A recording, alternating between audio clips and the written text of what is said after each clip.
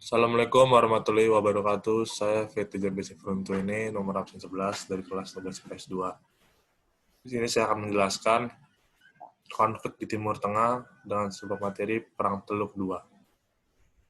Latar belakang Perang Teluk II yaitu invasinya Irak ke Kuwait yang disebabkan oleh merosotnya ekonomi Irak setelah perang 8 tahun dengan Iran.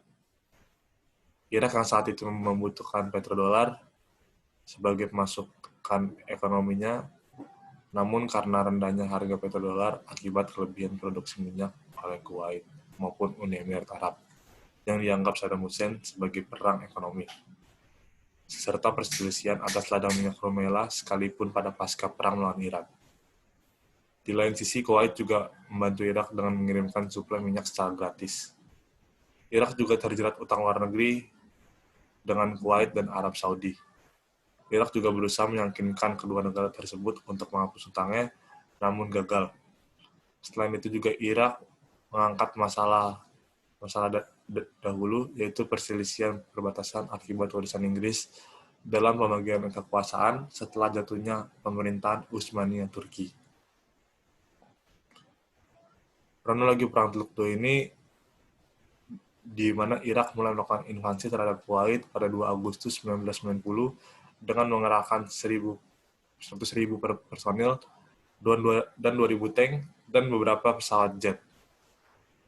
Irak hanya membutuhkan waktu sekitar 24 jam untuk menguasai seluruh wilayah bagian Kuwait.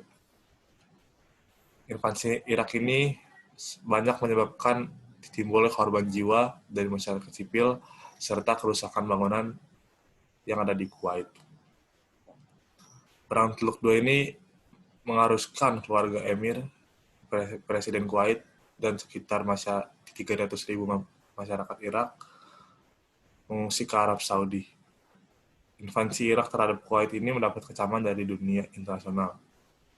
Amerika Serikat dan Uni Eropa melakukan beberapa tindakan seperti membekukan kekayaan Irak, embargo senjata internasional, serta memutuskan hubungan ekonomi dengan Irak. Awal mula Perang Teluk ini dilakukan pada 29 November 1990, di mana Dewan Keamanan PBB secara resmi mengesahkan penggunaan segala cara diperlukan untuk melawan agresi Irak. Apabila Irak tidak menarik diri dari Kuwait hingga 15 Januari tahun berikutnya, pasukan koalisi siap membantu Kuwait yang berjumlah 750.000 orang.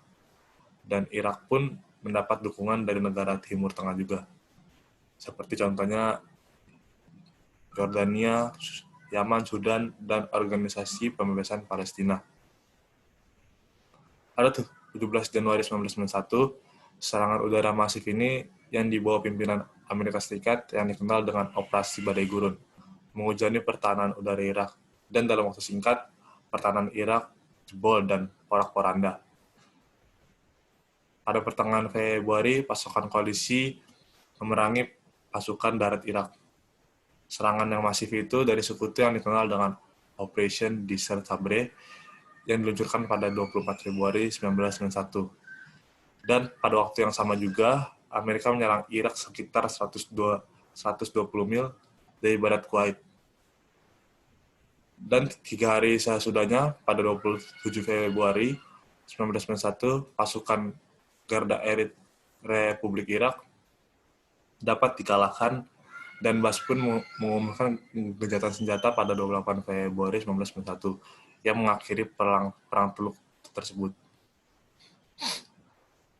Faktor terjadinya Perang Teluk yaitu dibagi menjadi 4. Yang pertama, adanya utang luar negeri Irak yang besar terhadap negara-negara penghasil minyak di Timur Tengah. Yang keduanya, kecewanya Saddam Hussein, Presiden Irak, terhadap negara-negara Timur yang dulu pernah beraliansi dengan mereka. Yang ketiga itu anjloknya harga minyak dunia karena pelanggaran kebijakan OPEC yang dilakukan oleh Kuwait maupun Uni Emirat Arab. Hal tersebut memang memperberat kondisi ekonomi Irak sebagai negara yang bergantung pada penghasilan ekspor minyak. Dan yang terakhir, ambisi Saddam Hussein yang sangat berambisi untuk menjadi pemimpin dunia Arab. Dampak dari perang ini yaitu mengakibatkan kehancuran bagi Kuwait dan Irak. Namun saat itu Saddam Hussein tidak dipaksa untuk turun dari kekuasaannya.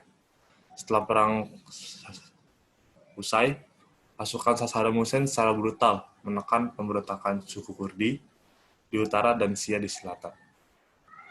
Dan juga dibantu Kuwait juga saat itu dibantu Amerika dan Inggris untuk melakukan patrol dan mengawasi zona larangan terbang yang tepat berada di atas Irak. Dan pada tanggal 17 Maret 2003, WAS tanpa persetujuan PBB mengeluarkan surat ultimatum dan menuntut Saddam Hussein untuk mundur dari kekuasaan dan meninggalkan Irak dalam waktu 48 jam. Namun ia menolak dan terjadilah kembali Perang Teluk yang ketiga. Kesimpulan Perang Teluk yang kedua ini adalah di mana perang ini terjadi karena invasi Irak terhadap Kuwait, yang dimana pemimpin Irak pada saat itu Saddam Hussein sangat berambisi untuk menjadi penguasa di Timur Tengah. Namun sebelum perang ini, Irak terlebih dahulu berperang dengan Iran, yang mengakibatkan ekonomi mereka merosot dari kedua belah pihak tersebut. Untuk menjaga reputasinya, Presiden Irak Saddam Hussein menjadikan negara-negara Arab sebagai kambing hitam mereka dalam kasus merosotnya ekonomi di Irak. Dan juga ia mengungkit kembali masalah perbatasan yang sebenarnya sudah selesai. Dan pada akhirnya Saddam Hussein pun dituntut untuk mundur dari jabatannya, namun ia menolak. Dan terjadilah kembali perang yang disebut dengan Perang Teluk Ketiga. Berikut presentasi dari saya, Fitri Bishop Frontuene dari kelas 12 PS 2. Kurang lebih mohon maaf. Wassalamualaikum warahmatullahi wabarakatuh.